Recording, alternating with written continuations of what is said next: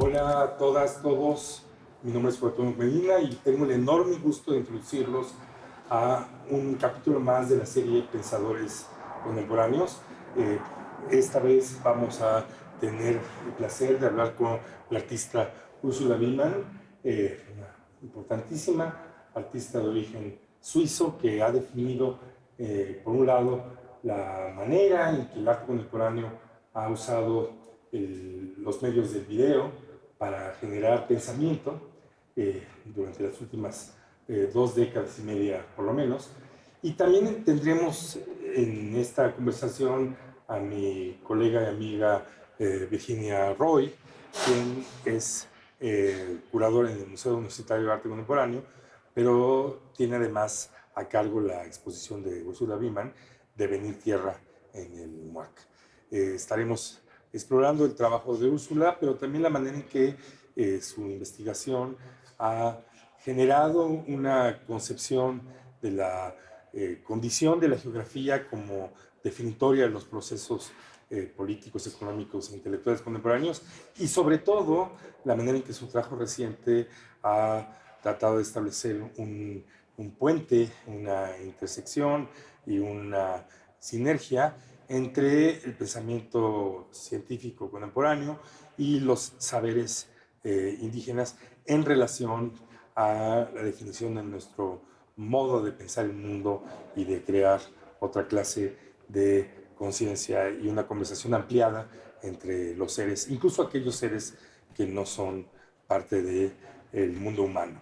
Esta conversación la haremos en inglés para facilitar la conversación con Ursula Biemann, de manera que empezaré interrogando en ese sentido. Ursula, thank you very much for subjecting yourself to this conversation, but we really wanted to explore some of the issues that come with your work, and also the way your experience and your practice has led to a number of worldviews that I think that are pertinent for all of us in terms of what is it about changing our conscience and our conversation. I want to start, very, very briefly, to discuss how was it that you developed your early position in the contemporary world by being one of the main practitioners of the way in which video in the late 90s and the early 20s, in the early 21st century, managed to become a means of research and a means of thought. In something that, generally speaking, we tend to describe as video essays, but in your case was defined with a certain exploration of the way geographies have been completely transformed through globalization, and in particular how geographies have been also reformed by the way the migration of populations and the redefinition of national borders collided with questions of economy and ecology. So how did you arrive to that agenda, and what was your way of working? Yeah, it was exactly the kind of constellation, that complex constellation that you described, that I started to pick up on during my years of studying art in New York already, which was in the late 80s. And it was just about then the kind of the onset of globalization that started to make itself felt on the US-Mexico border. And I got very interested in how globalization, these processes were actually going to show up in the South. How are we experiencing this other than on Wall Street or so. And I decided to go to the border and start to document some of the things I was seeing. And since I came really from a feminist theory, post-colonial theory, that was my instruments of analysis, really, I started to see the border as a performative space that was highly gendered, because there were women from Michoacan and elsewhere who moved up on the border, started to be drawn into that gigantic machinery of globalization and the electronic industry for the north. And of course you had a transformation of family practices because of this, young women moving away and living their own life and so on. So there was also kind of an empowering moment in this, maybe, that I wanted to catch. And so I had no clear idea of the form that I needed to give this, but by experimenting with all the materials I had, coming from both documentary footage that I got on the border, but also doing a lot of reading, doing a lot of voiceovers, reflection, and I patched this together somehow in the course of a year in my kitchen.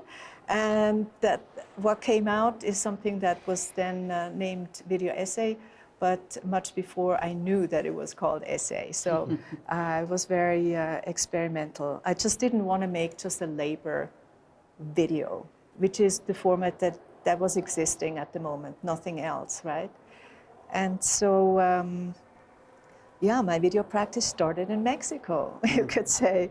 This is where it all started for me. And then I continued to follow some other phenomena, like the major kind of trafficking of women across Southeast Asia, that was creating its own global geography, because it appeared simultaneously to the newly emerging satellite technologies and the imagery that started to allow us to envision the Earth as a whole thing. And I think that my proposition was that this displacement of women on such a grand scale was actually possible because we started to think in these kind of top-down ways about the planet, thanks to these new image technologies. So I was always interested in gendered issues and the simultaneous emergence of technologies that allowed us to think about the world in different ways. Yeah. How you would describe the process of precisely arriving to think with images, if you're not somebody that was coming from the film industry that had a different attitude? I didn't come from the film industry, and I never took a video class in my life. So I was all experimental from the very start. But I did make images, and I worked with photography and text on the wall.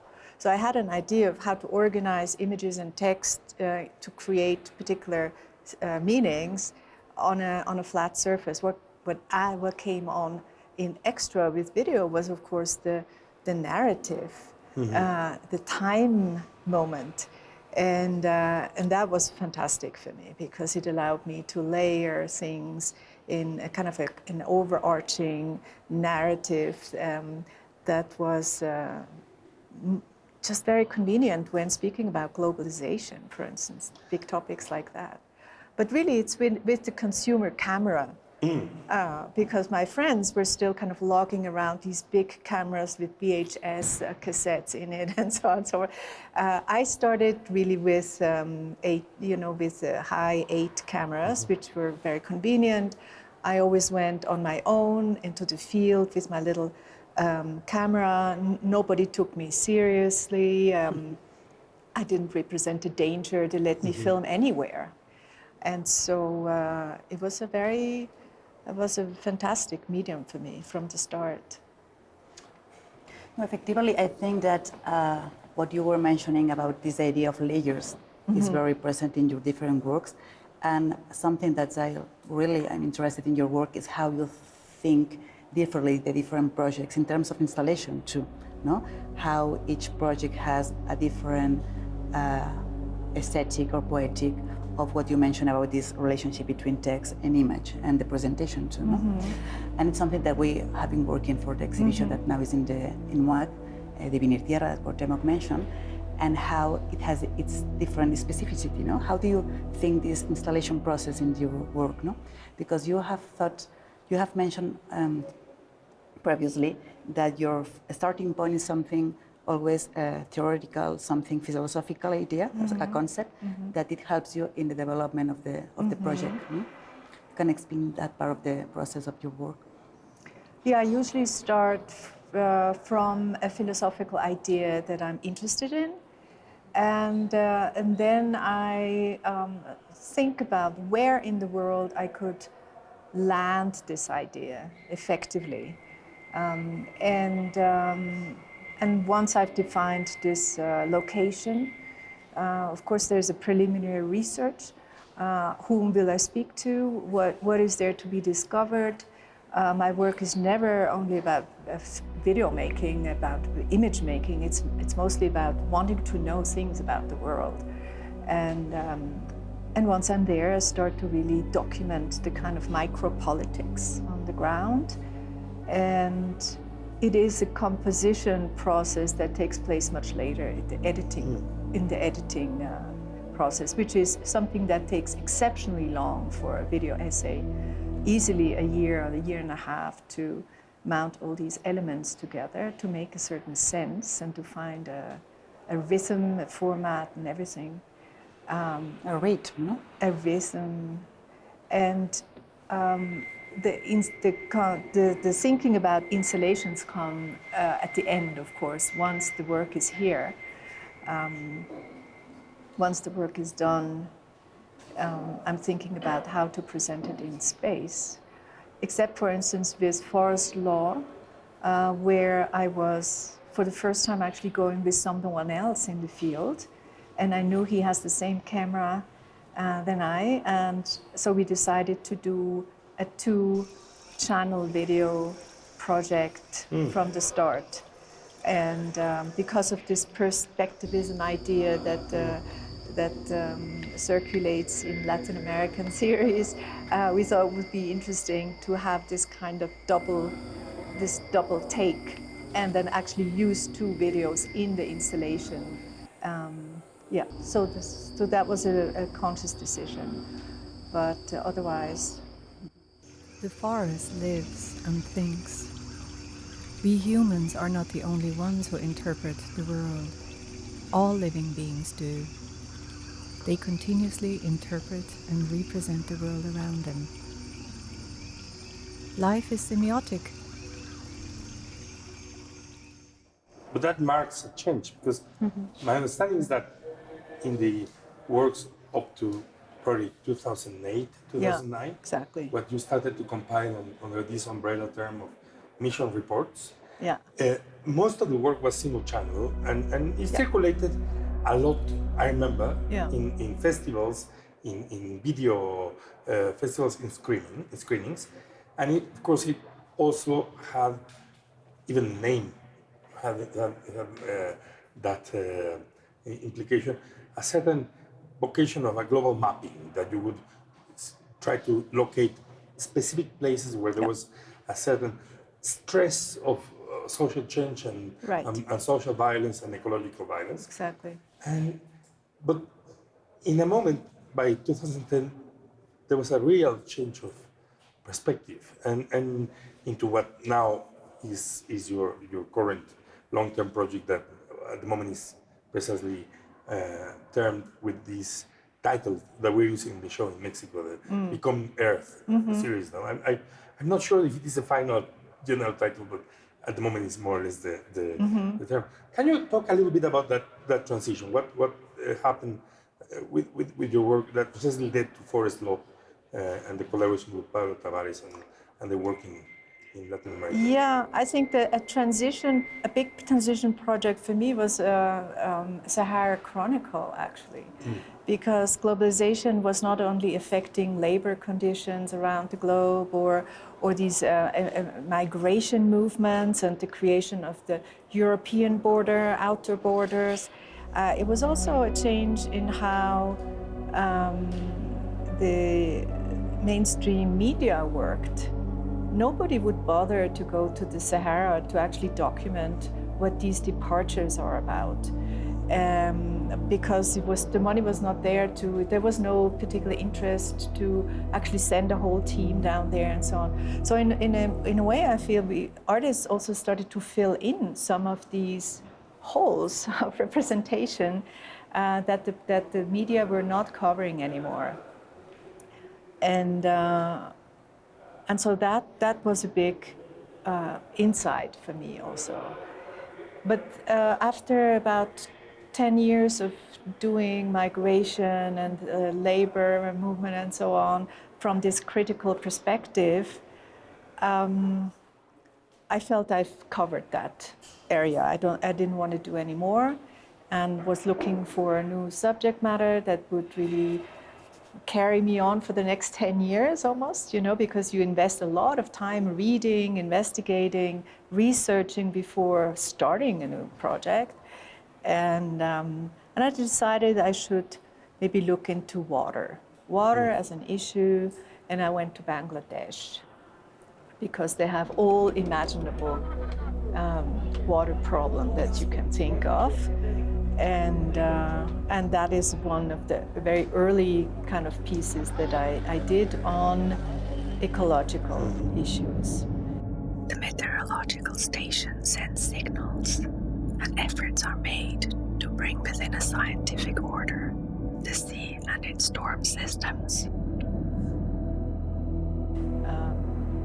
And that in itself was not a whole project. It's only when I got invited to Canada and I visited the tar sands that I started to understand that I needed to combine these two places. Here you have the extraction of very dirty fuel, and on the other side of the planet, you have a rising sea that endangers the populations in the delta. So it was that was the early moments when we started to when climate change started to become a much more public issue that would even make it to the headlines or to the front page of the newspapers, So it was very simple. Very simple statements were necessary in the beginning to make us aware of these interrelations, planetary interrelations between what happens over here in Canada and the consequences it has on the other side of the planet through atmospheric chemistry. And as you said, this is the beginning of a switch of your work, and this focus on the ecological problems, issues that we are facing, Right. and how we are immersed in this eco crisis, no? And how you are looking for this connection with the epistemic roots to our earth, in a way. And in the exhibition, we have been presenting the different ecologies of forests, of oil, of different elements that you are searching in the projects. And I think it's the last 12 years, 13 years more or less, that you have been searching that relationship and in communication with other species. That I think is part of another work that maybe we can talk about, that acoustic ocean, and how there is this research, it's a science fictional video, and how there is this sonic ecology about the marine life, and how biologists, in this case a Samian biologist, connects with other kind of species. I don't know, can you explain how in this case you work with the sound, or with the possibilities of the sound in the Yeah, it was nature? a commission for an Atlantic project, an Atlantic exhibition. And I always wanted to work with the Atlantic, not as a surface for communication or trade, but as a kind of a living three-dimensional space that is inhabited by lots of species. and the possibility of humans getting in conversation with them. So I invented a figure, a marine biologist, and I designed a dress for her and everything, and had a lot of props that relate to sonic recordings and hydrophones that you can drop deep into the sea, and a kind of a mixing desk, a sonic kind of a animal radio, and that we designed and created. But we didn't do the recordings ourselves. I worked with an archive of sound, fish and whale recordings in America, who did these recordings in the 70s, because by now you wouldn't be able to have such beautiful recordings because of the sound pollution in the oceans.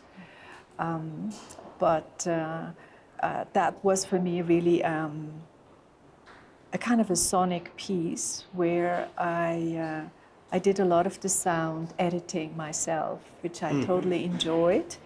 And then this figure has also some kind of link with the hydrophones. She's somehow connected to this technology, so she's like an octopus, a kind of a multi. She is herself a kind of a cyborgian figure that connects the Sami knowledge about nature and the winds and the sea with purely scientific data. Because, I mean, that project has two sides that are extremely relevant. One is, of course, introducing us to the fact that there's this global world of communications underwater, where many species are actually sending signals, where there's, as you say, a semiotic world that basically defines what life is about, that life is ultimately, constantly, a form of signal production and signal interpretation.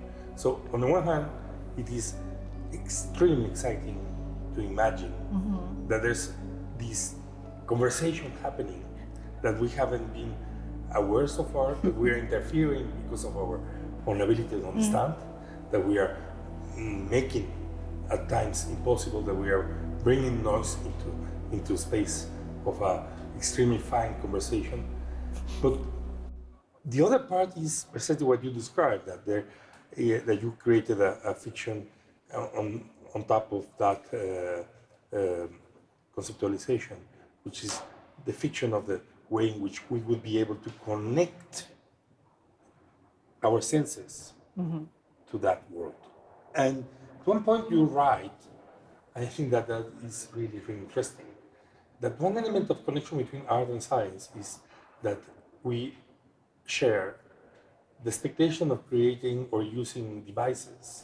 Yeah, I think that these instruments are not only here to do the recordings and documenting in complex ways our world around us. I think these instruments are actually actively making worlds, you know. And this is something that got me really interested in video making, is that not just there representing and documenting, I'm actually creating the space through which I walk while being part of it. And that's a very complex process. You have to have all your antennas open, be completely aware and conscious about what's happening around you, while still thinking about the concept of your video that you want to enact somehow. And I think that the camera, of course, is really the ultimate instrument to create worlds. But the scientific tools are doing that to a large extent as well. And the truth is that we thought the underwater sea was a mute universe. There was nothing happening there because we didn't have the instruments to hear and transpose what they're actually the sounds that we are hearing. Some of these sounds are in spectrum that the human ear cannot reach. And these are digital translations of data that are coming in, and the more we are able to do such experiments, the more we understand how alive all these different universes are, you know. And so that is what I try to enter more and maybe make more sensorially experience, to make it into an experience in the exhibition space also. Is that connects with the word that you've embraced of what does it mean to create a world that has a cosmopolitical perspective. And in that, of course, the starting point, or I understand, was the Forest Law project. And I mean, for me, it was also when I saw it first in Colombia, and that is something I would like to explore a little bit with you.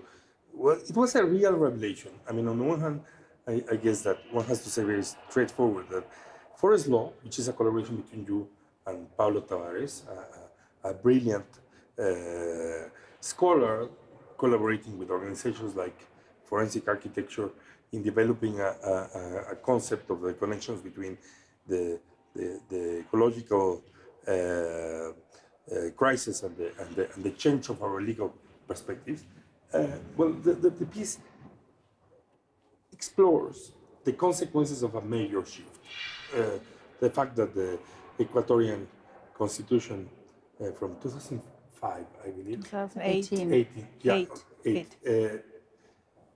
included the rights of natural beings and non-human beings, as that allowed the communities in the region to start using the courts to stop companies and to protect the earth. So this concept stops being just an idea of philosophers, activists, to become a legal reality.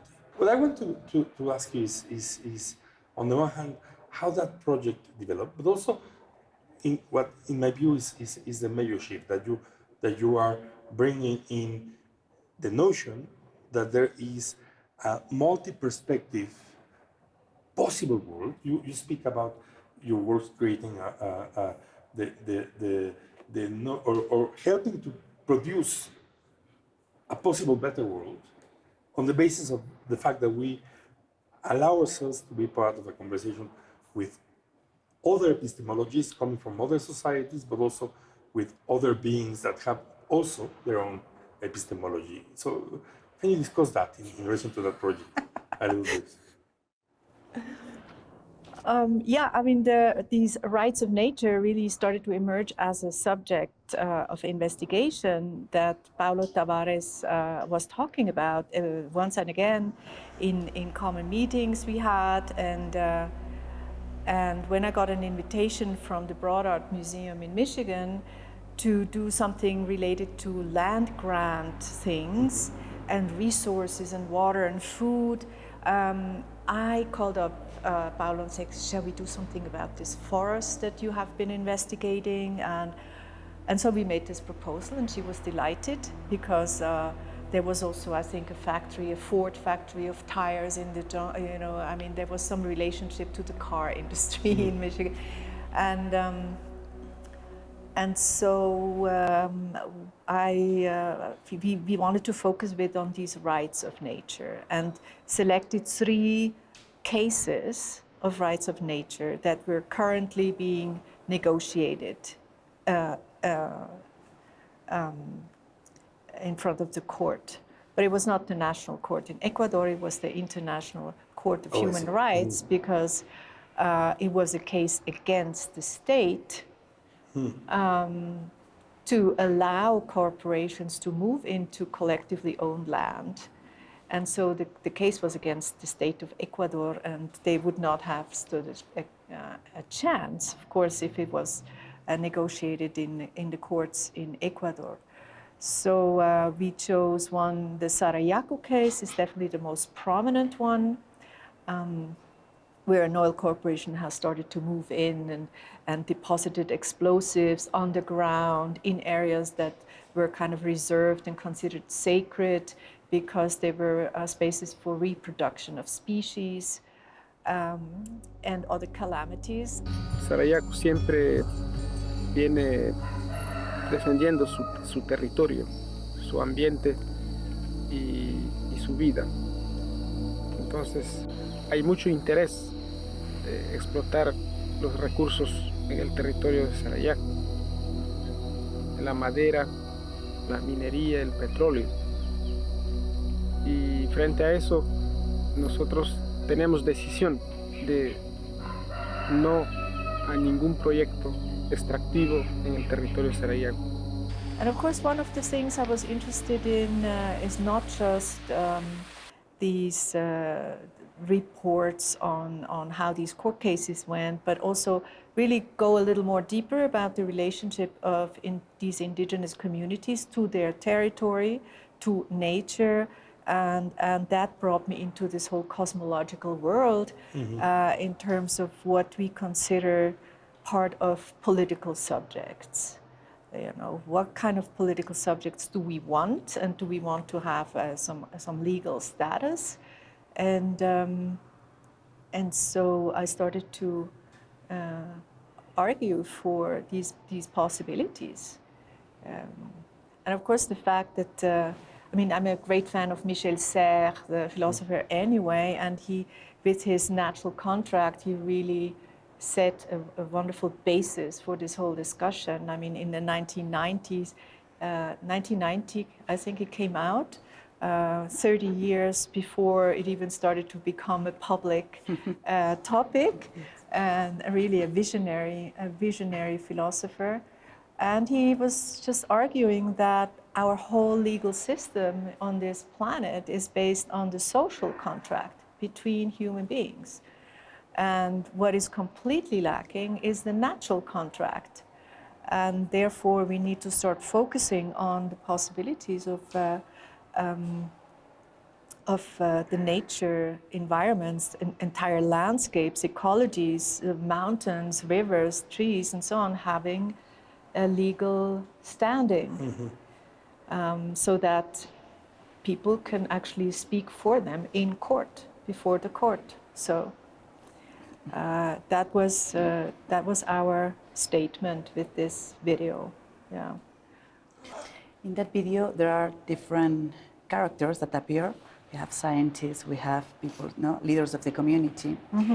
And I think in that work, in other works, you introduce intermediaries or mediators into your narrative, like, as I said, as a failed scientist, as a biologist before we mentioned, as explorer, with the idea to emphasize the meaning of different political landscape and how, I mean, they function as mediators or as conduits to bring us the many, to put us in touch with the many ecosystems that we coexist and we habit together. No?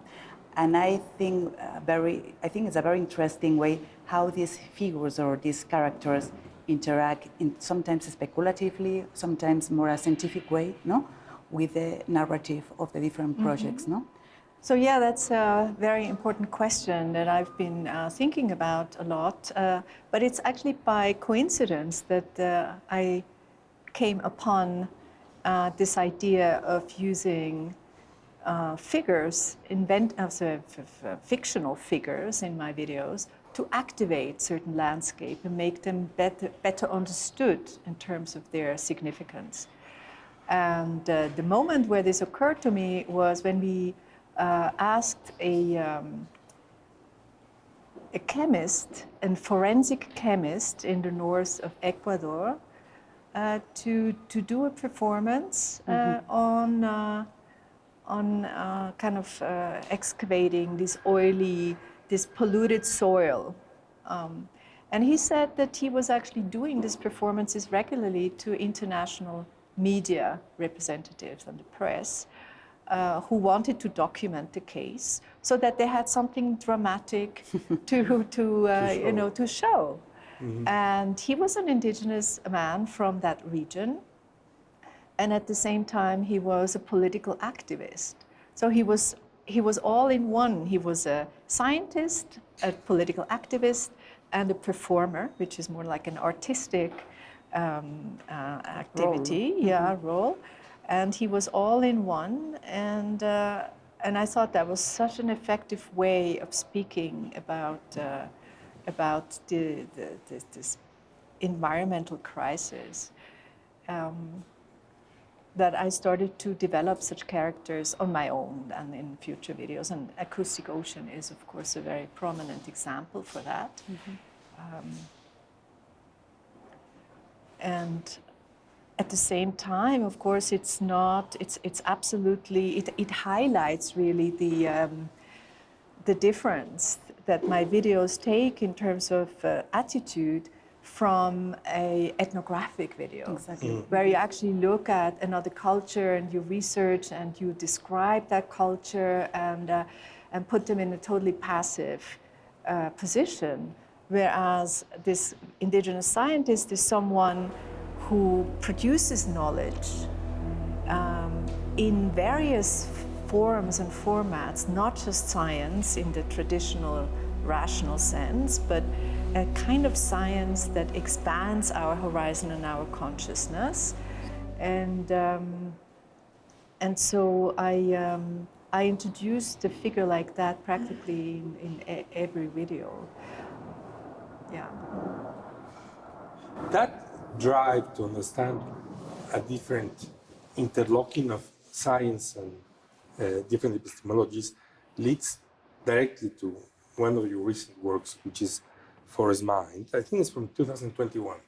And I mean, the argument that you develop is on the one hand part of a very long collaboration with the Inca people in the south of Colombia, and you made me learn that they are a very specific indigenous group because they were an advanced post of the Incas, so they speak a Quechua derivative.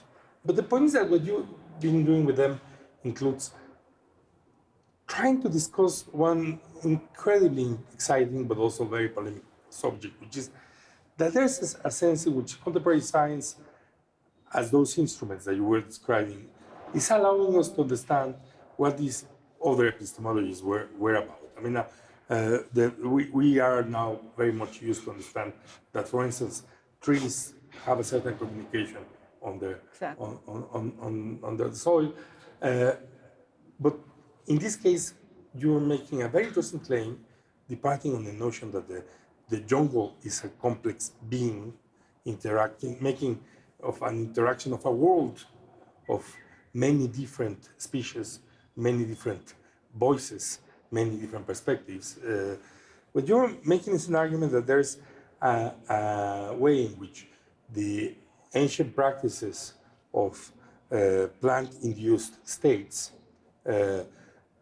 are about interacting with DNA structures that have to do with a knowledge of how all this world is actually communicating at that level, and that finally that is something that you can also attest from the position of Western scientists. Can you?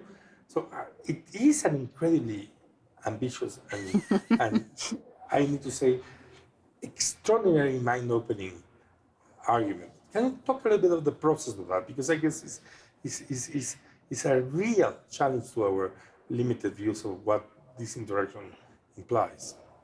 Yeah, I think it has a lot to do with the moment of missionaries arriving here in the New World, observing what these indigenous communities were actually doing and interpreting this with the vocabulary that they had, which was the one of the church. Yeah. So they spoke of spirits, of souls, of devils, of hell, and things like that.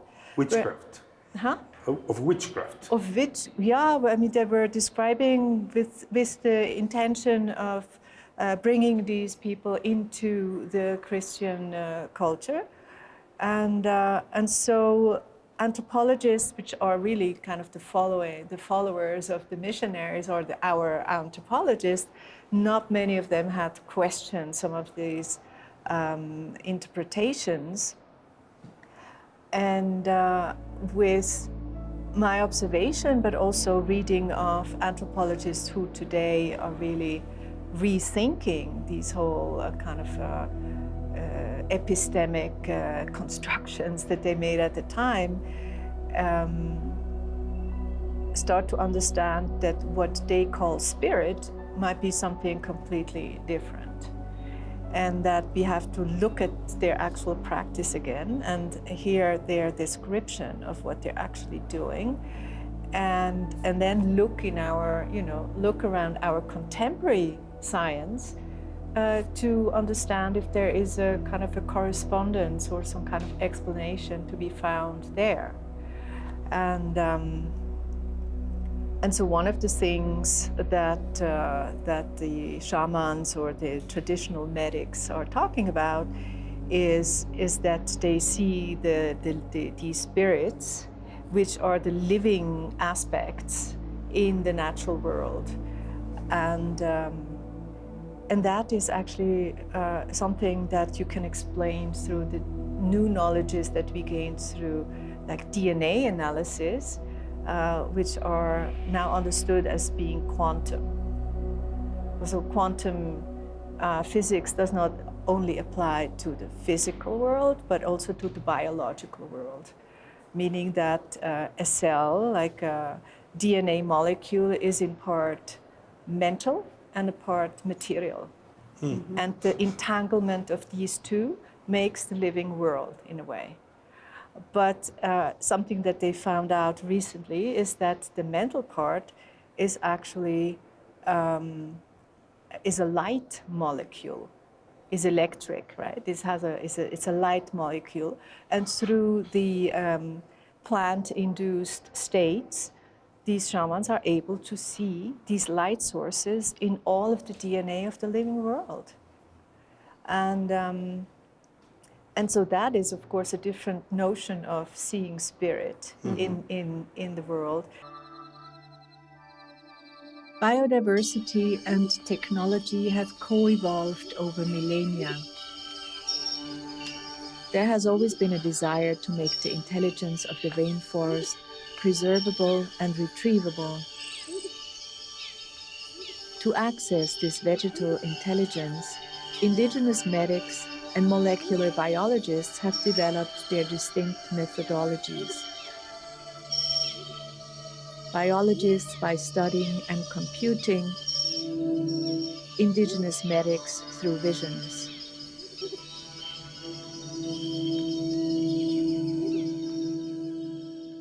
I wanted to understand better how I could use this technological insight in my art. And it turned out that that the process of DNA analysis is an image-producing process. So I took a seed from the rainforest in Colombia, and we made a DNA analysis of that. And the process of the DNA composition is a visual effect. And I'm using these images in the video itself. One thing that I find extremely interesting is that, in a way, you're proposing an approach to the question of what other epistemologies mean that is very different from the current esotericism that is in the ecological movement, because the claim there is usually very general. It's like Mother Earth, other indigenous groups have a real knowledge and we just need to learn from them. What you're actually saying is no. What we have, in my view, what you're saying is they have an instrument of knowledge that is specific to understanding these interactions between different beings and their communication processes and their let me put it this way, their coding their writing, that we now are starting to understand with other scientific means. So it's not an alien thought. It is a thought that finally is being able to be approached. We are slowly catching up. Somehow. But that doesn't discard the modern Western scientific argument. As long as it's not scientifically proven, it's some kind of in this realm of speculation and of spiritual habits or cultural specificities. Isn't it interesting these people are doing that? You know, that kind of approach. But if we take it seriously, we can start to see a lot of overlapping areas now with science. And I think the more we are able to develop instruments that are more and more refined, we can make advances into a more a kind of ephemeral world. But that also would lead to the idea that our expectation or hope or intention of finding a way to change the political structure in that cosmopolitical way and to produce a mutual responsibility can also be based on this understanding of these interactions that precisely sustains the idea that you would have different political subjects in a way. In the best of worlds, it would do that. It will do that. Yeah. Forest Mind is the piece that you were talking about is focused in politics of the knowledge and how you are raising the idea of intelligence of the forest, the consciousness of the forest, and it's part of a biggest project also, or it's linked with another project, that it's the Venir Universidad. It has been a collaborative project that you have done with the Inga community also in Colombia, and it's an initiative that proposes with the collaboration with academics and theoricals and chemists and other kind of agents of the community to co-create an indigenous university that is a biocultural university. And the idea is to learn and speak and share the idea of a territory, which kind of territory is exposed in this kind of earth. And you mentioned something very interesting in this kind of collaboration, this idea of a vocal cognitive territory, no? I think it's a key to understand that idea beyond the Venir Universidad, no? I don't know if you can develop more that concept. Yeah, so Devenir Universidad is really a long-term project. 4 years, no? You were 4 years or 5 years. I was invited by the Art Museum of the National University in Bogota. So it was actually an invitation. I didn't have an idea or project in mind.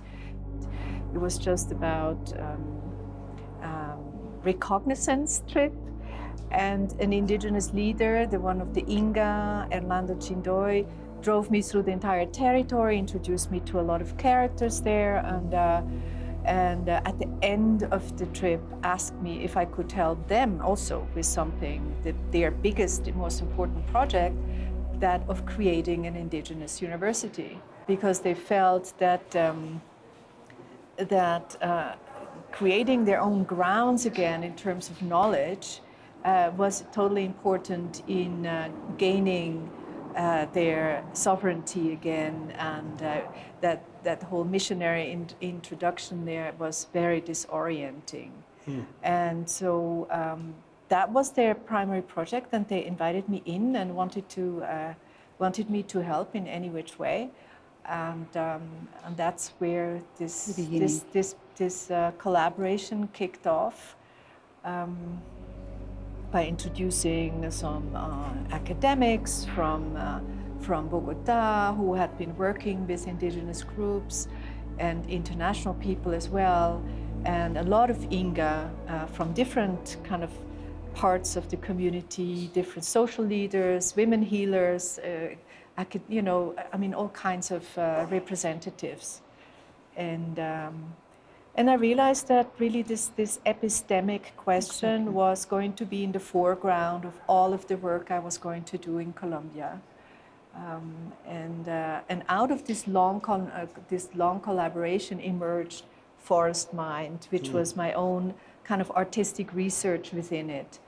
But for the INGA, and with the INGA, we did a lot of audiovisual productions also, particularly a whole number of interviews in the field with social leaders and elders, and because they were very afraid to lose the knowledge they had by them dying away little by little, and so that was a very important action to do these documents that will also be the basis a bit of university.